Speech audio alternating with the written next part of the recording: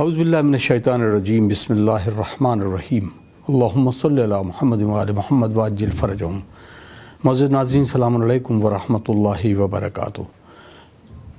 حسینیہ قائمہ خاتون لکھنؤ سے آپ سے مخاطب ہیں۔ آج شہادت امیر المومنین علی ابن ابی طالب علیہ الصلوۃ والسلام، آپ تمام ناظرین کی خدمت میں تعزیت و تسلیت پیش کرتا ہوں اور آپ سب کی طرف سے امام زمانہ عجل اللہ تعالی فرجہ شریف کی خدمت میں بھی تعزیت و تسلیت پیش کرتا ہوں۔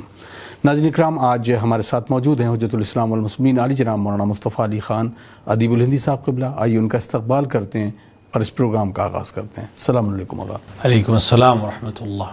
آج اس موقع پر آپ کو بھی تعزیت پیش کرتا ہوں اور امیر المومنین علیہ الصلوۃ والسلام کے فرمودات جو ہیں اس کو عام کرنے کے لیے خاص طور سے آج اگر ہم اس دن عہد کریں کہ شہادت کے دن ہم دنیا کو بتائیں گے کہ ایک ایسی ذات جس نے پوری زندگی انسانیت کو فروغ دینے کے لیے کام کیا۔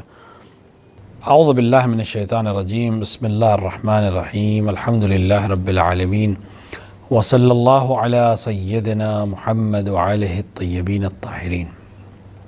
سب سے پہلے امام عصر عجل اللہ تعالیٰ فرجہ الشریف کی خدمت میں، تمام ناظرین کی خدمت میں، آپ کی خدمت میں امیر المومنین علیہ الصلوۃ والسلام کی شہادت کی عنوان سے تعزیت اور تسلیت پیش کرتے ہیں اور بارگاہ ربانی میں بحق امیر المومنین، بے وسیلہ امیر المومنین دست دعا ہے کہ وہ ہمیں توفیق عطا فرمائے کہ ہم فرمائشات امیر المومنین خصوصاً وصیت امیر المومنین پر عمل کرنے والے بن سکے۔ اللہ آمین۔ خداوند عالم نے امیر المومنین کو جو عظمتیں عطا کی، جو خصوصیات عطا کی، اس کے ساتھ ساتھ امیر المومنین نے جس طرح سے زندگی گزاری، ہمارے لیے اپنے آپ میں امیر المومنین کی پوری زندگی ایک نمونہ عمل ہے۔ اور انسان، جیسا کہ میں نے پچھلے ایپیسوڈ میں بھی اس کی طرف اشارہ کیا تھا، کہ اگر ایک انسان امیر المومنین کی زندگی کے مختلف زاویوں کو اپنی زندگی کے زاویوں سے ملانے کی کوشش کرے تو وہ ایک بہترین زندگی گزار سکتا ہے۔ لیکن آج ہم اگر امیر المومنین علیہ الصلوۃ والسلام کی شہادت کے موقع پر اپنے لیے کوئی لائے عمل بنانا چاہیں یا اپنے لیے کوئی دستور بنانا چاہیں تو ایک بہترین کام یہ ہو سکتا ہے کہ ہم فرزند امیر المومنین امام زمانہ عجل اللہ تعالیٰ فرجہ الشریف کی خدمت پہ جب تعزیت پیش کریں تو ساتھ ہی ساتھ عہد کریں اور ان سے عہد کریں کہ آپ کے جد امجد نے جو وصیت امام حسن اور امام حسین اور تمام بنی ہاشم اور ہر اس شخص کے لیے فرمائی تھی جس تک یہ بات پہنچ رہی ہے، اس وصیت پر ہم عمل کرنے کی کوشش کریں۔ یقیناً اگر ہم وصیت امیر المومنین پر عمل کریں تو ہمیں دو ثواب ملیں گے۔ ایک تو وصیت کو نافذ کرنے والے کو جو ثواب ملتا ہے وہ ملے گا، اور دوسرا امام کے حکم پر عمل کرنے کا ثواب ملے گا۔ امیر المومنین علیہ الصلوۃ والسلام نے جو امام حسن کو وصیت کی، وہ صرف امام حسن کو وصیت نہیں تھی، صرف اپنی اولاد کو وصیت نہیں تھی، خود امیر المومنین نے ارشاد فرمایا کہ یہ وصیت ہے حسن ابن علی اور حسین ابن علی اور میرے تمام فرزندان کو اور ان سب کو جن تک یہ خبر پہنچے۔ اس کا مطلب امیر المومنین نے بعنوان باپ صرف امام حسن و امام حسین کو خطاب نہیں کیا، بلکہ تمام امت کے باپ ہونے کی حیثیت سے، جیسے کہ رسول کی حدیث ہے کہ انا و علی ابوا ھذہ الامہ، میں اور علی اس امت کے باپ ہیں، اس عنوان سے بھی آپ نے وصیت فرمائی۔ اور اس وصیت کی کچھ چیزیں ایسی ہیں، پوری وصیت اگر انسان کوئی عمل کرنا چاہے تو بہترین چیز ہے، لیکن کچھ چیزیں ایسی ہیں کہ آج کے دور میں بہت خصوصی ضرورت ہے، جی، خصوصاً ایک ایسی امت کو، ایک ایسے سماج کو جو تقریباً ہر طرف سے ظلم اور ستم سے پریشان قوم ہے۔ اس کے لیے بہترین طریقہ یہ ہے کہ وہ اپنے امام کی وصیت پر عمل کرنا شروع کرے۔ امیر المومنین علیہ الصلوۃ والسلام فرما رہے ہیں کہ قرآن کا خیال رکھنا، جی، ایسا نہ ہو کہ دوسرے تم سے سبقت حاصل کر لیں۔ آج جب ہم اس چیز کو غور کریں، انالائز کریں، سننے میں اور دیکھنے میں اور کہنے میں بات اچھی نہیں لگتی، لیکن بہرحال دوسرے عمل میں آگے جا چکے ہیں۔ قرآن پڑھنا کمال نہیں ہے، حالانکہ وہ بھی ایک ضروری امر ہے، کیونکہ قرآن پہ عمل کرنے کے قرآن پڑھنا بھی ضروری ہے۔ ہم قرآن پڑھنے میں پیچھے ہیں، اپنے بچوں کی تربیت اس طرح سے کر رہے ہیں کہ ہم ٹیوٹر لگا رہے ہیں، 10 سبجیکٹ اگر ہیں تو الگ الگ ٹیوٹر آ رہے ہیں اس کو سبجیکٹ پڑھانے کے لیے، لیکن قرآن پڑھانے کے لیے ہمارے پاس معلم یا معلمہ نہیں ہے یا وقت نہیں ہے۔ تو یہ ایک بہت بڑا مسئلہ ہے۔ تو اس کو حل کرنا ضروری ہے. وصیت اگر کوئی اور عنوان آپ کو اس کی طرف متوجہ نہیں کر رہا تو امیر المومنین کی وصیت ہی کو اگر انسان ملحوظ خاطر رکھے تو پھر اسے کسی اور داعی کی ضرورت نہیں ہے. تو ایک تو قرآن پڑھنا سیکھنا تاکہ اگلے مرحلے میں پھر وہ تربیت قرآن سے آگاہ ہو سکے. اسی طرح امیر المومنین علیہ الصلوۃ والسلام نے فرمایا اللہ اللہ للایتام، یتیموں کا خیال رکھنا. یتیموں کے سلسلے میں امیر المومنین نے بہت تاکید کی، اور یہ تاکید ایک ایسے شخص کے ذریعے سے جس نے عمل کیا ہے اس کے اوپر. جی کوفے کے تمام یتیم اس بات کے اوپر مطمئن تھے کہ کوفے کا حاکم علی ابن ابی طالب علیہ الصلوۃ والسلام ہے، اگر ہمیں کوئی پریشانی ہوئی تو علی موجود ہیں. آج ہماری ذمہ داری بنتی ہے کہ بعنوان موالی امیر المومنین علیہ الصلوۃ والسلام ہم اپنے اپنے علاقے کے یتیموں کے سلسلے میں فکر کریں، غور کریں کیا کیا جا سکتا ہے. اگر ان کو کفالت کی ضرورت ہے کفالت کریں، اگر ان کو پیسے کی ضرورت ہے پیسے عطا کریں، اگر ان کی پڑھائی کے سلسلے میں ہم مدد کر سکتے ہیں. ہر انسان اپنے حساب سے دیکھے، کوئی ہے جو پیسے سے مدد کر سکتا ہے، کوئی ہے جو مثال کے طور کے اوپر ان کو کچھ ہنر سکھا کے مدد کر سکتا ہے، کوئی ان کی پڑھائی کے سلسلے میں مدد کر سکتا ہے. جو جس طرح سے مدد کر سکتا ہو وصیت امیر المومنین سمجھ کر اس کے اوپر عمل کرنے کی کوشش کرے. اسی طرح دیگر عبادات ہیں، چاہے وہ نماز ہو، چاہے وہ خانہ کعبہ کا طواف ہو. اب مثال کے طور پر حج کے سلسلے میں بھی امیر المومنین سفارش کر رہے ہیں کہ میں تمہیں خانہ کعبہ کی سفارش کر رہا ہوں، اور ہم دیکھتے ہیں کہ ہم اندر رغبت حج کی ہماری قوم میں اس طرح سے نہیں ہے جیسی ہونی چاہیے. لہٰذا ہم اس کی طرف بھی لوگوں کو متوجہ کریں کہ وہ حج کے لیے جانے کی کوشش کریں. مستطیع افراد تو یقیناً اس میں جلدی کریں. پلاننگ کا وقت نہیں ہے کہ انسان پلان کرے کہ میں مستطیع تو آج ہوا ہوں لیکن میں 2 سال بعد حج کرنے جاؤں گا. نہیں، جیسے ہی مستطیع حج فوری واجب ہے اس کے اوپر، تو جیسے ہی مستطیع ہوا وہ حج کو ادا کرنے کی کوشش کرے. یہ وصیتیں ہیں امیر المومنین کی. تو شہادت امیر المومنین کے موقع پہ جو بہترین عمل ہم کر سکتے ہیں اور بہترین خراج عقیدت امیر المومنین کو پیش کر سکتے ہیں وہ یہ ہے کہ ان کی وصیت کو نافذ کرنے کی کوشش کریں. اور ساتھ ہی ساتھ جیسے کہ میں نے پچھلے پروگرام میں بھی بیان کیا تھا کہ ہم امیر المومنین کی شخصیت کو دنیا تک پہنچائیں، بعنوان حاکم پہنچائیں، بعنوان امام پہنچائیں، بعنوان باپ پہنچائیں، بعنوان فوج کے جنرل کے پہنچائیں. وہ تمام چیزیں جو امیر المومنین نے انجام دی دنیا تک پہنچنی چاہیے. اس کے فائدہ یہ ہے کہ اسلام کا وہ چہرہ جو واقعی اسلام کا چہرہ ہے وہ دنیا کے سامنے آئے گا. وہ اسلام جو بنی امیہ کا اسلام ہے، وہ اسلام جو غاصبین کا اسلام ہے، وہ اسلام جو بنی عباس کا اسلام ہے، وہ اسلام کا واقعی چہرہ نہیں ہے. اسلام کا واقعی چہرہ وہ ہے جو رسول اکرم کا اسلام ہے. اسلام کا واقعی چہرہ وہ ہے جو امیر المومنین علی ابن ابی طالب علیہ الصلوۃ والسلام کا اسلام ہے، جو امام حسن مجتبی اور امام حسین شہید کربلا کا اسلام ہے، جو صدیقہ طاہرہ سلام اللہ علیہا کا عملی اسلام ہے. یہ اسلام دنیا تک پہنچنا چاہیے. اگر امت اس اسلام کو قبول کر لے اور اس کو دنیا تک پہنچائے تو یقین جانے امت مسلمہ جو آج ہر طرف سے پریشان ہے، اس پریشانی سے بہت جلد وہ نجات حاصل کر سکتے.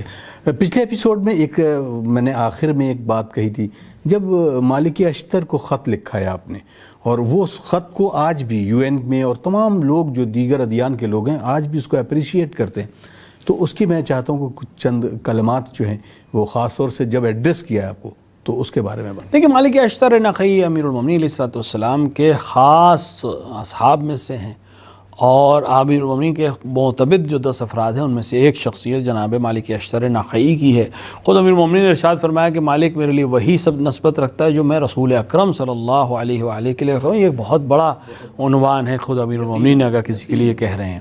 مالک اشتر کو آپ نے مصر کا گورنر بنا کر روانہ کیا، اور جب آپ نے عہد لکھا یعنی گورنرشپ عطا کی تو ساتھ میں ایک خط دیا ان کو جو دستور تھا کہ کس طرح سے حکومت آپ کو کرنی ہے مصر میں جا کر. اس کے اندر جو سب سے پہلی چیز ہے، بس اسی کو میں عنوان کروں گا، کہ آپ نے فرمایا اے مالک تمہارے رعایا میں 2 قسم کے لوگ ہوں گے. جی، ایک وہ جو دین میں تمہارے بھائی ہیں، یعنی وہ لوگ جو مسلمان ہیں، کلمہ گو ہیں، تو ان سے بھائی کا معاملہ رکھنا، کیونکہ وہ تمہارے ہم کلمہ ہیں. جو کلمہ تمہارا ہے زبان پہ لا الہ الا اللہ محمد رسول اللہ جاری ہے، وہی ان کی زبان پہ بھی جاری ہے. لہٰذا ان سے اس لحاظ سے بھائی کی حیثیت سے رفتار و گفتار کرنا، اور دوسرے وہ لوگ ہوں گے جو بنی آدم ہونے کی وجہ سے تمہارے بھائی ہوں گے، یعنی ممکن ہوگا دین تمہارے دین سے مختلف ہو، کیا کہ ممکن ہے وہ تم سے مسلک میں مختلف ہوں، لیکن آدم کی اولاد ہونے کے لحاظ سے، انسان ہونے کے لحاظ سے، بشر ہونے کے لحاظ سے تمہارے بھائی ہیں، لہٰذا ان سے بھی یہ معاملہ رکھنا۔ یہ ایک بہت اہم پیغام ہے آج کی دنیا کے لیے، کہ جہاں ہم نجات کے نام پر خونریزی کر رہے ہیں، نسل کے نام پہ خونریزی کر رہے ہیں، دین کے نام پر خونریزی کر رہے ہیں، مسلک کے نام پہ خونریزی کر رہے ہیں، امیر المومنین حاکم اسلامی کی حیثیت سے، خلیفہ مسلمین کی حیثیت سے، امام المتقین کی حیثیت سے اپنے گورنر کو خط میں یہ تاکید کر رہا ہے کہ مسلمانوں کے ساتھ بھی بھائی کی معاملہ رکھنا اور غیر مسلمان کے ساتھ بھی بھائی کا معاملہ رکھنا۔ ایک دین کے حکم سے تمہارا بھائی ہے، دوسرا بنی آدم ہونے کی وجہ سے تمہارا بھائی ہے۔ اگر اسی ایک حکم امیر المومنین پر ہم عمل کر لیں اور ایک اسی حکم کو دنیا کے اندر رائج کرنے کی کوشش کر دیں تو آپ یقین جانیں دنیا میں بہت سے مسائل ہیں جو بہت آسانی سے حل کیے جا سکتے ہیں۔ جزاک اللہ، جزاک اللہ۔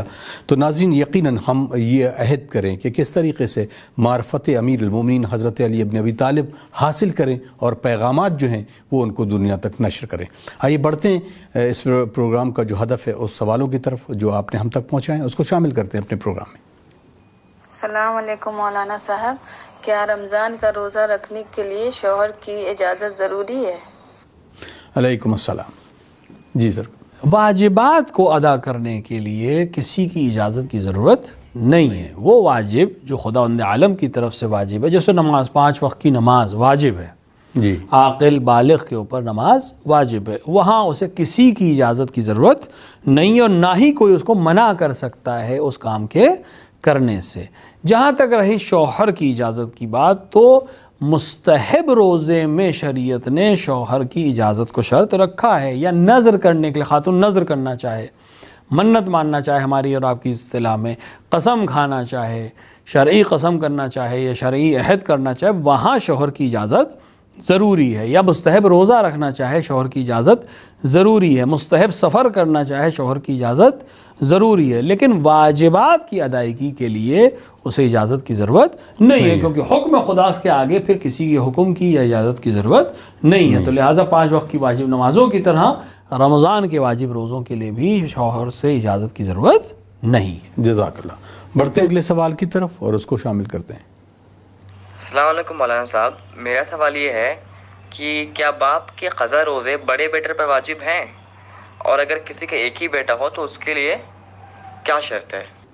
علیکم السلام۔ جی آقا۔ باپ کے قضا روزے اولاد اکبر ذکور میں، یعنی مرد جو شخص مرا ہے، جی، اس کا جو سب سے بڑا بیٹا ہوگا، یعنی بیٹوں میں جو سب سے بڑا ہوگا، اس کے اوپر واجب ہے کہ وہ اس کے روزوں کی قضا یا نماز کی قضا ادا کرے۔ اب مسئلہ یہ ہے کہ 2-3 شق بن جاتی ہیں۔ ایک دفعہ یہ کہ مثال کے طور پر سب سے بڑا بیٹا ہے، جی، تو مسئلہ ہی ختم ہے۔ ایک دفعہ ہے کہ پہلی بیٹی ہے، بعد میں بیٹا ہے، تب بھی جو بیٹوں میں سب سے بڑا ہے اسی کے اوپر حکم آئے گا۔ اس سے مطلب نہیں ہے کہ مثلا بیٹی بڑی ہے تو یہ بیٹا چھوٹا ہو جائے گا، نہیں، بیٹوں میں سب سے بڑا جو ہے اس کے اوپر واجب ہوگا۔ جی، یا مثال کے اوپر اکیلا بیٹا ہے تب بھی کوئی فرق نہیں پڑتا، اسی کے اوپر واجب رہے گا۔ اب اس میں دوسرا مسئلہ یہ ہے، وہ روزے اور نمازوں کی قضا واجب ہے جو احیاناً چھوٹ گئے ہیں۔ ایک انسان ہے جو نماز پڑھتا ہی نہیں ہے جی، کسی بھی وجہ سے، ایک انسان ہے جسے توفیق روزہ حاصل ہی نہیں ہے، رکھتا ہی نہیں ہے، تو اس کے روزے اور اس کی نماز بڑے بیٹے کے اوپر رکھنا یا پڑھنا واجب نہیں۔ اگر وہ پڑھ دے تو کوئی حرج نہیں ہے، منع نہیں ہے شریعت میں، لیکن اس پر واجب نہیں ہے۔ واجب وہ نماز اور روزے ہیں جو چھوٹ جاتے ہیں، مثال کے طور پر مریض تھا یا سفر تھا اور وہ نہیں رکھ سکا، بعد میں قضا بھی انجام نہیں دے سکا، یا کسی وجہ سے نماز اس کی قضا ہو گئی، بعد میں ادا نہیں کر سکا، اس طرح کی کچھ نمازیں، اس طرح کے کچھ روزے اگر اس کے چھوٹے ہیں تو بڑے بیٹے کے اوپر واجب ہے کہ اس کو ادا کرے۔ البتہ اگر خود نہ رکھنا چاہے، کسی کو اجیر کر لے اور وہ اس کی طرف سے رکھ دے، تب بھی یہ کیا جا سکتا ہے۔ اور اگر کچھ بھائی، مثال کے طور پر کئی بھائی بہن ہیں تو بہنیں بھی چاہیں کہ بھائی کے ساتھ مل کر رکھ لیں تب بھی کر سکتی ہیں، بھائی مل کے رکھنا چاہیں تب بھی، واجب بڑے بیٹے پہ ہے جی، لیکن اگر بانٹ کر رکھنا چاہیں تب بھی کوئی حرج نہیں، کسی دوسرے کو اجیر کرنا چاہیں تب بھی کوئی حرج نہیں ہے۔ اور وہی نماز اور روزے جو ایسے ہی کسی وجہ سے عام حالات میں چھوٹ گئے وہ اگر خود تارک الصلاۃ ہے یا تارک الصوم ہے تو اس کے روزے بیٹے کے اوپر واجب نہیں ہوں گے۔ آقا اس میں ایک سوال میرا ذہن میں آیا اس وقت، تو میں سوچا آپ کے خدمت میں پیش کروں کہ مثلا ایک شخص نے 2 شادیاں کی ہیں اور جو پہلی زوجہ ہے اس کے کوئی اولاد نہیں ہے، لیکن جب دوسرا عقد کرتا ہے تو اسی درمیان وہ بھی حاملہ ہو جاتی ہے اور پہلی بھی حاملہ اور ایک ہی وقت میں، یعنی ایک ہی دن پہ دونوں بچے وہ پیدا ہوتے ہیں، تو اب اس میں بڑا بیٹا کسے کہا جائے گا اور کیسے وہ نمازوں کو ادا کرے گا؟ اگر مثال کے طور پر ایک انسان کی 2 اولادیں ایک ساتھ پیدا ہوں، چاہے وہ ایک بیٹی مثال کے طور پر چاہے وہ ایک زوجہ کے بطن سے پیدا ہوں، مثلا جڑواں پیدا ہوں، یا مثال کے طور پر 2 الگ الگ زوجہ سے ایک ہی وقت میں انسان کو 2 اولادیں اور دونوں ذکور یعنی دونوں لڑکے پیدا ہوں، تو اس میں اگر عرف میں معلوم ہو کہ کون پہلا ہے کون بعد میں ہے، معلوم ہو مشخص ہے، تو کوئی مسئلہ نہیں ہے، جو بڑا مانا جاتا ہے عرف میں اسی کے اوپر احکام یہ بڑے بیٹے والے جاری ہوں گے۔ لیکن اگر نہیں ہو، یعنی مشخص کرنے کوئی طریقہ بھی نہیں ہو، سب کے عنوان سے دونوں بالکل ایک ساتھ ایک ہی دن ایک ہی سال میں پیدا ہوئے ہیں، تو پھر یہاں پر علماء کا نظریہ یہ ہے کہ وہ آپس میں مصالحت کر لیں، یعنی دونوں چیزوں میں وہ شریک ہو جائیں گے۔ مثلا نمازیں جو آپ کی قضا ہیں تو دونوں کے اوپر آدھی آدھی رہیں گی، اسی طرح مثال کے طور پہ روزے، اسی طرح وہ چیزیں جو ہبہ ہوتی ہیں بڑے بیٹے کو وہ بھی دونوں میں برابر سے بانٹی جائیں گی۔ لہٰذا اگر مشخص ہو جائے کسی بھی وجہ سے طے ہو جائے تو کسی بھی جو بڑا ہے اس کے ساتھ بڑے کے احکام ہے، لیکن اگر مشخص بالکل نہیں ہو پا رہا ہے، کوئی طریقہ نہیں ہے، تو پھر دونوں آپس میں صلح کے ذریعے سے اس معاملے کو حل کر سکتے ہیں۔ جزاک اللہ۔ بڑھتے ہیں اگلے سوال کی طرف اور اس کو شامل کرتے ہیں۔ السلام علیکم آقا، میرا یہ سوال ہے کہ شب قدر میں کون سا عمل سب سے زیادہ بہتر ہے؟ جی آقا۔ دیکھیں، رسول اکرم صلی اللہ علیہ وآلہ سے کسی شخص نے پوچھا کہ بہترین چیز کیا ہو سکتی ہے جو اسے شب قدر میں حاصل ہو، تو آپ نے فرمایا تھا غفران الہی، یعنی انسان اپنے خدا سے مغفرت کو حاصل کر لے، کہ اگر اس رات میں نہیں حاصل ہوئی تو پھر کس مہینے یا کس رات میں وہ حاصل کرے گا۔ رمضان کے لیے بھی بعض روایت میں اور بعض میں شب قدر کے سلسلے سے بھی یہ بات ہے۔ تو بہترین عمل یہ ہے کہ انسان اپنے خدا سے اعتراف کرے اپنے گناہوں کا اور خداوند عالم کی حضور میں مغفرت کو طلب کرے، توبہ کو طلب کرے اور اپنی زندگی کو اس کے بتائے ہوئے حکم سے گزارنے کی کوشش کرے۔ یقیناً سر پہ قرآن لے جانا، عمل قرآن انجام دینا، نمازوں کا پڑھنا، دعاؤں کا پڑھنا، یہ سب پسندیدہ ہے، لیکن اصل چیز ہے غفران الہی حاصل کرنا، رضا پروردگار کو حاصل کرنا۔ لہٰذا ہر وہ عمل جو خدا سے نزدیک کرے انسان کو، وہ مطلوب بارگاہ الہی ہے۔ بعض روایات میں ملتا ہے، روایت تو نہیں، معصوم سے روایت تو نہیں ہے، لیکن ایک عالم دین کے لیے ملتا ہے کہ ایک طالب علم نے جا کر ان سے پوچھا کہ آج کی شب میں کون سا عمل انجام دوں، تو آپ نے پوچھا اس سے کہ تم کون سی کتاب پڑھتے ہو؟ مثلا جو طالب علم تھا تو اس نے بتایا کہ مثلا فلاں کتاب پڑھ رہے ہیں، تو آپ نے فرمایا کہ پوری رات اسی کا مطالعہ کرو۔ یہ اشارہ صرف اس بات کے اوپر ہے کہ جس انسان جس لائن میں ہے، جس فیلڈ میں ہے، اس میں جو اس کی اہم ذمہ داری ہے اس ایج کے اوپر، اس کے اوپر عمل کرنے کی کوشش کرے۔ اب انسان ہے، کوئی خاتون ہے جو گھر کے امور کو انجام دیتی ہے، تو اپنے گھر کے امور کو اور بہتر مرتب کرنے کے لیے خداوند عالم سے دعا کرے اس عبادت کے ساتھ، اور اپنے گھر کے امور کو بہتر کرنے کی کوشش کرے، ایک عہد کرے کہ میں اپنے امور کو بہتر کروں گی۔ یہ بہترین عبادت ہو سکتی ہے۔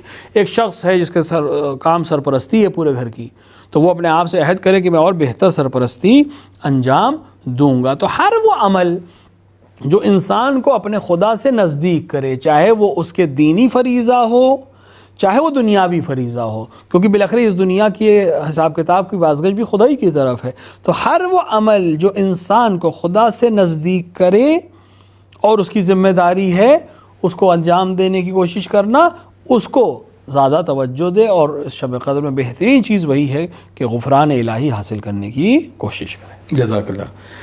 بڑھتے اگلے سوال کی طرف۔ انہوں نے ایک سوال کیا، السلام علیکم آقا، اعتکاف کے لیے وہ کون سی خاص دن ہے کہ جس میں اعتکاف شروع کیا؟ کیا یہ عید سے پہلے کیا جا سکتا ہے؟ یقیناً اعتکاف کے لیے دنوں کا کوئی خاص تاکید نہیں ہے۔ بعض روایات میں ہے کہ پیغمبر اکرم صلی اللہ علیہ وآلہ رمضان کے آخری عشرے میں اعتکاف کرتے تھے۔ امام جعفر صادق علیہ السلام کے لیے بھی ہے کہ آپ مسجد النبی میں آخری عشرے میں اعتکاف کرتے تھے۔ اعتکاف خدا کے حکم سے اللہ سے قربت حاصل کرنے کے لیے روزے کی حالت میں اپنے آپ کو مسجد میں رکھنا ہے۔ 3 دن حد اقل ہونا ضروری ہے، اور اگر اس سے بڑھانا ہے تو پھر 3 کے ہی حساب سے وہ بڑھے گا، یعنی 3 دن پھر 3 دن پھر 3 دن اسی طرح سے رہے گا۔ لہٰذا اعتکاف انسان اس میں دن کی کوئی شرط نہیں ہے، بیچ میں ایسا کوئی دن نہیں آنا چاہیے جس میں وہ روزہ نہیں رکھ سکتا. مثلا انسان 29 یا 30 رمضان کو اعتکاف کی نیت کرے، اگلے دن عید ہے، عید کے دن روزہ رکھنا حرام ہے، تو یہ اعتکاف بھی باطل ہو جائے گا. اسی طرح ماہ ذی الحج میں اگر مثلا 9 یا 8 ذی الحج کو اعتکاف کی نیت کرے تو تیسرا دن یا دوسرا دن جو ہے وہ عید کا دن 10 ذی الحج کا دن پڑ رہا ہے، اس دن روزہ رکھنا حرام ہے، لہٰذا وہ نہیں کر سکتا. لہٰذا ایسے 3 دن جس میں لگاتار 3 دن روزے رکھے جا سکتے ہیں، سال میں کبھی بھی اعتکاف کر سکتا ہے. البتہ ماہ مبارک کے آخری عشرے میں، ماہ رجب میں، ماہ شعبان میں اعتکاف کا زیادہ ثواب نقل کیا گیا ہے. بہت بہت شکریہ. بڑھتے اگلے سوال کی طرف جو آپ نے ہم تک بھیجا ہے اس کو بھی شامل کرتے ہیں. السلام علیکم. میرا سوال یہ ہے کہ کیا قضا روزہ رکھنے کے لیے شوہر کی اجازت ضروری ہے؟ علیکم السلام. جی آقا. نہیں، جس طرح واجبات کو ادا کرنے کے لیے شوہر کی اجازت ضرورت نہیں، اگر اس کے اوپر قضا واجب قضا ہے، مثلا رمضان کی قضا روزے جی، تو ان کو اجازت کی ضرورت نہیں ہے، اور شوہر سے اجازت کے بنا بھی وہ روزہ رکھ سکتی. ہاں مستحب روزہ رکھنا چاہیں شوہر کی اجازت ضروری ہے، لیکن واجب روزے کے لیے شوہر کی اجازت کی ضرورت نہیں ہے. البتہ یہاں پہ بعض علماء کا نظریہ یہ ہے کہ اگر مثال کے طور کے اوپر روزے کی تعداد کم ہے، مثال کے اوپر 4-5 روزے چھوٹے اور ابھی مثال کے طور پر پورا سال باقی ہے، اور شوہر کہے کہ مثلا آج نہیں کل رکھ لیجئے گا یا اگلے مہینے رکھ لیجئے گا، تو بہتر یہ ہے کہ شوہر کی حقوق کی رعایت کرے. البتہ اس کو اجازت کی ضرورت نہیں ہے، لیکن اگر شوہر کسی وجہ سے منع کر رہا ہے تو اگر وقت میں وسعت ہے، ابھی اتنا وقت ہے کہ وہ روزوں کو بعد میں ادا کر سکتی، تو بہتر ہے کہ شوہر کی بات مان لے. وَإِلَّا خود اپنے آپ پہ شوہر کو واجب سے روکنے کا حق حاصل نہیں ہے، لہٰذا مل کر آپس میں کوآرڈینیشن کے ذریعے سے اس کام کو انجام دے سکتے ہیں. بہت بہت شکریہ. بڑھتے اگلے سوال کی طرف اور اس کو بھی شامل کرتے ہیں. سلام آغا، میرا یہ سوال ہے کہ عید کے دن لوگ امام کا 10واں مناتے ہیں، کیا یہ منانا صحیح ہے یا نہیں؟ علیکم السلام. اگر یہ یقیناً بہت سارے ایسے لوگ ہیں کہ جو سوال یہ کرتے ہیں، اور اس میں اور بھی چیزیں ہیں کہ وہی کہ شریعت انہوں نے اپنے حساب سے بنائی ہے کس طرح سے. دیکھیں، ہم تمام احکامات میں، تمام چیزوں میں تابع ہیں معصومین علیہ الصلوۃ والسلام. پیغمبر اکرم صلی اللہ علیہ وسلم نے فرمایا کتاب اللہ و عطرتی اہل بیتی، اللہ کی کتاب اور میرے عطرت اہل بیت. ہم ہر عمل میں اہل بیت اور قرآن کتاب ہیں، بے شک، اور ہمیں دلیل کی ضرورت ہے ہر عمل کے لیے. جہاں تک امیر المومنین علیہ الصلوۃ والسلام کی شہادت کی بات ہے، یقیناً شہادت منانا، شہادت کو یاد کرنا، امیر المومنین کو یاد کرنا عین ثواب ہے، چاہے وہ کسی دن کیا جائے. جیسے روز عید پہ امام حسین کی زیارت مستحب ہے، باقاعدہ مستحب جی، لہٰذا انسان زیارت کے لیے کربلا جائے اور امام حسین کو بھی یاد کر سکتا ہے. لیکن کسی ایک کام کو انجام دینا جس کے لیے معصوم نے ہمیں حکم نہیں دیا ہے اور ایک عنوان بنانا، یہ صحیح نہیں ہے. ویسے بھی 10واں منانا یا 20واں منانا یا 40 منانا، یہ روایات میں ہمارے پاس نہیں آیا ہے. روایات میں جو ہے وہ 40 کا لفظ آیا، وہ بھی صرف امام حسین علیہ الصلوۃ والسلام کے لیے. جی، لہٰذا الگ سے یہ عرف کی چیز، مثال کے طور پر اگر بر صغیر کے علاوہ تو شاید کہیں 10واں منایا بھی نہیں جاتا ہوگا، لہٰذا یہ ایک علاقے کی چیز ہے، اور اس میں ہم معصوم کی تاکید کے اوپر ہم محتاج ہیں، ہمیں دلیل کی ضرورت ہے. ہاں امیر المومنین کو یاد کرنے میں کوئی حرج نہیں ہے، چاہے عید کا دن ہو چاہے نہ ہو، لیکن یہ کہہ کر کہ امیر المومنین کی شہادت کا 10واں دن ہے لہٰذا ہم عید نہیں منائیں گے، یہ معصوم کی سنت اور حکم کے خلاف ہے. ائمہ معصوم علیہ الصلوۃ والسلام نے عید کا حکم دیا، عید منائی، لہٰذا ہمیں بھی انہی کا تابع ہونا ہے. ہم بالکل تابع ہیں امیر المومنین اور ان کی اولاد معصومین کی، جو حکم انہوں نے کیا ہے ہم اسی پہ عمل کریں گے. جس دن انہوں نے عید کا دن قرار دیا ہم عید منائیں گے، جس دن انہوں نے غم کا دن قرار دیا ہے ہم غم منائیں گے. عید کے دن اگر ہمارے گھر میں غم ہو جائے ہم عید کو ترجیح دیں گے. شہادت کے دن ہمارے یہاں کوئی خوشی ہو جائے ہم شہادت معصومین کو ترجیح دیں گے. یہی موالی ہونے کی اور یہی شیعہ ہونے کی پہچان ہے. لہٰذا اس طرح کی چیزیں جس کی معصوم نے تائید نہ کی ہو اور علماء حقہ نے اس کی طرف سے کسی طرح سے کوئی تاکید نہ فرمائی ہو، انسان کو خود اپنے طور سے طریقے سے اس کام کو انجام نہیں دینا چاہیے. بہت بہت شکریہ آغا. یقیناً بہت خوبصورت گفتگو اور آپ کے سوالات بھی ہم تک پہنچے. امید کرتے ہیں کہ دیے گئے نمبر پر آپ اور مزید سوالات آپ ہم تک بھیجیں گے. انشاءاللہ اس کو اگلے ایپیسوڈ میں اور دیگر ایپیسوڈ میں ہم اس کو شامل کریں گے. ہمیں دیجیے اجازت، انشاءاللہ اگلے ایپیسوڈ میں پھر ملاقات ہوتی ہے. والسلام علیکم ورحمۃ اللہ وبرکاتہ. اللہم عجل ولیک الفرج.